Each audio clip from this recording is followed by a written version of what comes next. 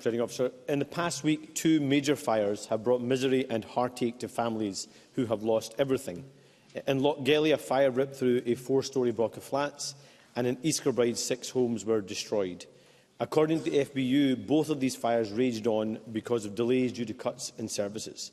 And today, one firefighter has told the Courier that they were 15 minutes later than they could have been to a second fire in Fife, and that it is only a matter of time before these cuts put lives at risk. He said, "We all want to do our best by the communities we serve, but it's difficult when we have one hand tied behind our back." So, First Minister, why can't you see that these cuts are putting lives at risk? First Minister.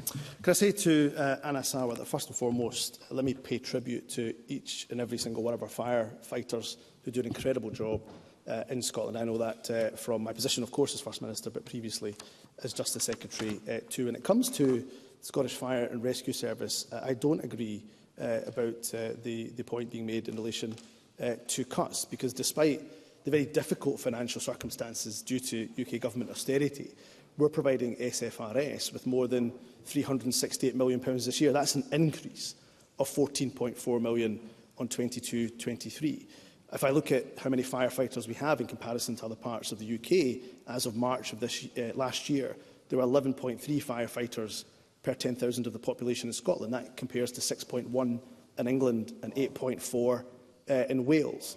If I look at the pay, I'm pleased to say that firefighters accepted an improved 2-year pay offer of 7% for 22-23 and 5% for 23-24. And when it comes, importantly, this I think is the most crucial statistic for the public who are interested in their safety, that of course between 2011, 2012 and 2021-22, over that 10-year period, the number of recorded fires has dropped by 14%. So we continue to invest, increase in fact the investment in the Scottish Fire and Rescue Service. We continue to have more firefighters per head than other parts of the UK, but crucially fires are going down because of the investment that we've made. Anas Sarwar. In short, Presiding Officer, the First Minister is saying firefighters are wrong and he's burying his head in the sand. The fire service budget is set by the Government and it has fallen by 22% in real terms over the past decade, and the Chief Fire Officer has been clear where the service is headed. He has said that 780 firefighter posts, between 20 and 25% of the workforce, could go if the Government doesn't change course. He went on to say that this would impact on response times. When fighting fires, every second counts. So why does the First Minister think he knows better than firefighters on the ground and the Chief Fire Officer about how to keep people safe? First Minister. What I'm saying to Anas Sarwar is, as a government, we have, of course, increased our investment in the Scottish Fire and Rescue Service. That's a fact. This year, we've increased the funding by 14%. We have more fire officers per head, per 10,000 of the population, than other parts of the UK. And crucially, fires, the number of fires, the incidence of fires, are going down. And that is what, of course, the public care most about. And I will also quote Chief Fire Officer David Farries, because Anas Sarwar is right, there are changes being made, there are reforms being made in relation to the Scottish Fire and Rescue Service. And in relation to those reforms, Assistant Chief Fire Officer David Farries said, and I quote, "We're trying to make sure we get a fire service that is fit for the communities of Scotland in the future. This gives us an opportunity to rebalance and reshape the service in a way that meets the 21st century." And I think that's absolutely right. So I trust the Scottish Fire and Rescue Service to make those changes and do so in a way that continues to keep people safe. I'm not sure why Anas Sarwar doesn't. Anas Sarwar.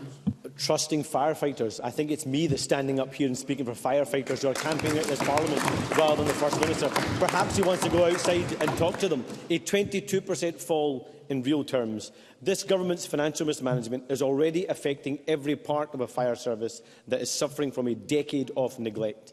In the past 10 years, hundreds of firefighters have been lost, and now a dozen appliances are being removed, and the First Minister is ignoring warnings that his government is putting lives at risk.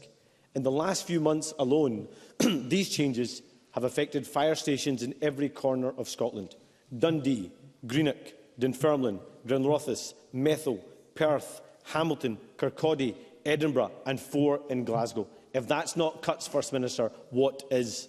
When the single fire service was created, the SNP said that it would, and I quote, not result in cutting frontline services. What was that, SNP spin or SNP incompetence? First Minister. Let's, again, instead of sticking to the spin that Anas Sarwar is continuing to articulate, let me stick to the facts. The facts are that since 2017-18, there's been substantial year-on-year increases in funding to support the Scottish Fire and Rescue Service. On top of that, we have more firefighters per head, per 10,000 of the population, than other parts of the UK.